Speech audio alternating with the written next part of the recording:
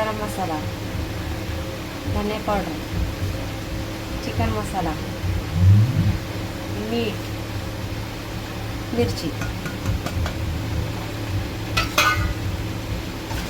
सगळं हे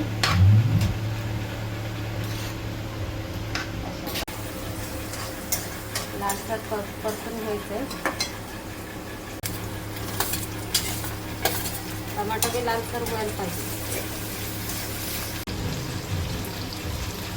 लसूण, अद्रक, बदाम, काजू सगळं तेली परतून घ्यायचं. परतून घेऊन हे थोडं गरम झाले की थंड करून घ्यायचं आहे. काढून घ्यायचं आहे मिश्रण. थोडं थंड करून घेऊन मिक्सरमध्ये वाटून घ्यायचं. हे सगळं याच्यामध्ये वाटून घेते मी. थोडं थंड झालंय.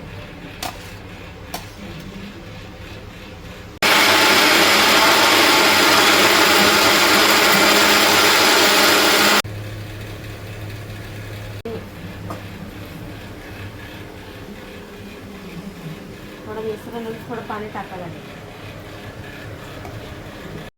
आता हे सगळे आम्ही एक एक्स्ट्रा कांदा कापून ठेवले आहे. त्याच्यामध्ये हे करून घ्यायचं, परतून घ्यायचं. आता ह्याच्यामध्ये मिश्रण करून घ्यायचे. थोडंसं वाफेवर शिजवून घ्यायचं.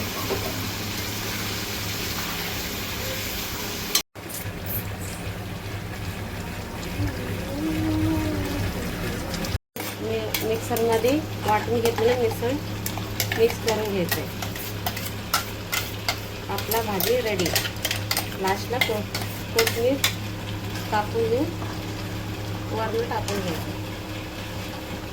आता रेडी झालं आहे. आता कोथिंबीर वरून टाकून घ्यायचं आहे.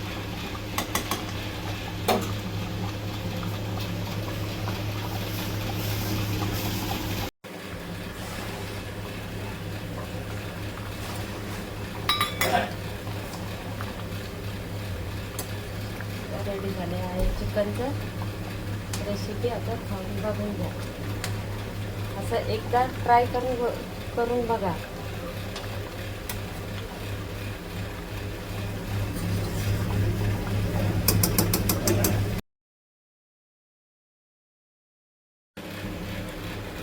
लाईक करा, कमेंट करा.